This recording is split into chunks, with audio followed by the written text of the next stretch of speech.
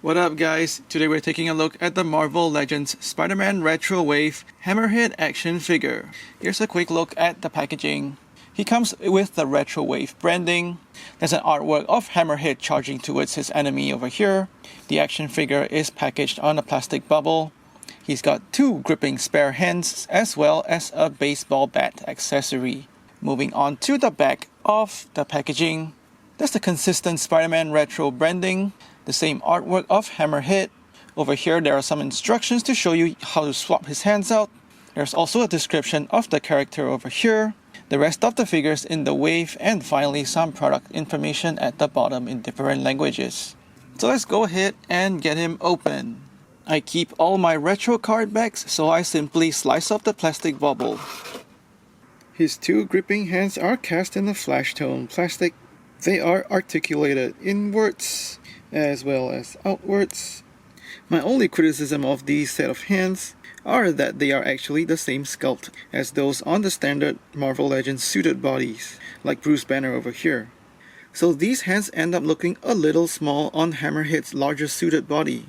As you can see over here, they are smaller than the fists that come by default on his body. You can easily pop those gripping hands on, and they do look a little small compared to his large frame. He comes with one weapon, and that's a baseball bat cast in a dark brown plastic. It's exactly the same sculpt as the baseball bat that came with the deluxe Punisher. Armed with a baseball bat, he looks like an intimidating mobster. But because of the limited articulation in his arms, you're not able to actually get him into a convincing batting position. These gripping hands also allow you to accessorize him with a Tommy gun that you can borrow from the previous Hammerhead action figure. His left hand doesn't have the best trigger finger separation, but you can solve that with a quick slice with a hobby knife. So now you can get him dual wielding two Tommy guns. Onto the sculpt of the figure. Most of his body is reused from the Marvel Legends Happy Hogan that came in the Marvel Cinematic Universe 2-pack with the Iron Man Midas armor. He's got a newly sculpted jacket with that vest on the inside. And of course his head sculpt is brand new. The head does feel a little small compared to the rest of the body. But I will say that he is definitely an improvement over the previous Hammerhead figure that we got, which now looks kind of small and shrimpy in comparison. I also like that he's finally given pinstripes all over his suit. Very reminiscent of his comic appearance, and those pinstripes really make him look like a classic Italian mobster. You can swap the heads between the two Hammerhead figures, but I definitely prefer the new head sculpt with that larger, more intimidating body.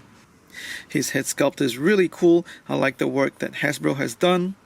He's got a mean and intimidating expression on his face. There are exaggerated wrinkles sculpted on his forehead as well as on his cheeks.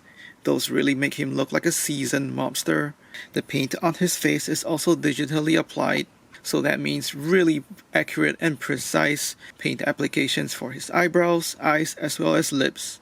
His flat top hairpiece is a separate piece of black plastic that's attached to the top of his head. You can also see that texture sculpted into his hair. So it's a nice realistic hair sculpt. There's even a little bit of gloss just to make it look a little greasy.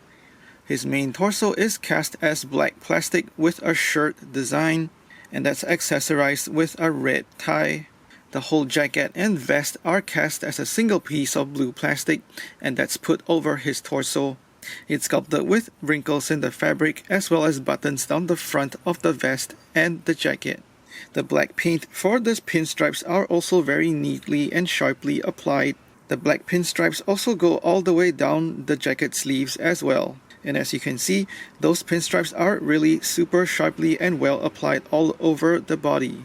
The paintwork is quite uniform. However, you might see a couple of those lines missing once you get close to those shoulder joints on both sides of his arms. I'm quite happy with how uniform the pinstripes are appearing all over his suit. And once you get to his left hand, he's actually sculpted with brass knuckles. If you zoom in onto the brass knuckles, it actually has the 4 letters HEAD for hit, and that's where those brass knuckles are supposed to land. There's a nice metallic paint on those brass knuckles. A little bit of slump over here as you can see that paint getting onto his fingers. And moving down to his legs, they are also cast in a blue plastic. Once again, with also the nice uniform pinstripes all over the front as well as the backs of the legs. Once you get to the bottom of the legs, there's wrinkles sculpted for how the pant leg falls onto his leather shoes. The pinstripes are actually missed in these folds in the fabric, but that's not such a big deal to me. And finally, at the bottom on his feet, there's black paint here on the bottom of his legs to complete the glossy black look for his leather shoes. Moving on to articulation, his head is on the double ball dumbbell joint, so you get to spin it 360. You also get some good tilt left as well as right. He can look down just a little bit as well as up quite a fair bit. He's got a swivel hinge at the shoulders, so you can go 360 as well as come out that far, and that's just below 90 degrees. Upper bicep swivel for 360 spin.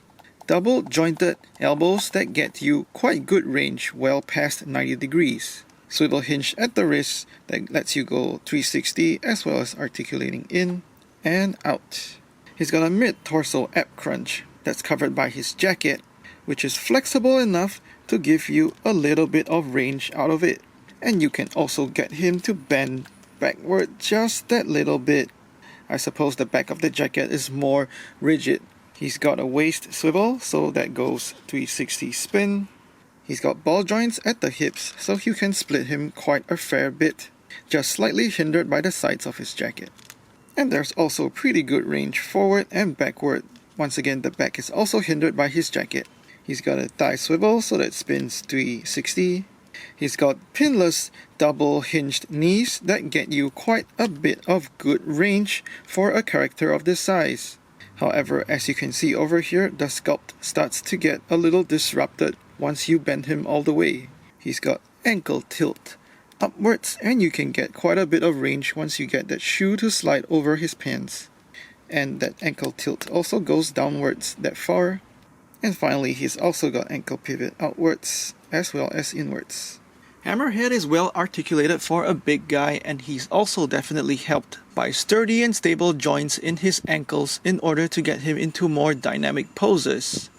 His big body frame also finally makes him out to be that intimidating gangster that he's supposed to be. With his bigger body and elongated head sculpt, he stands at about 6 3/8 inches, and that's just over 16 centimeters.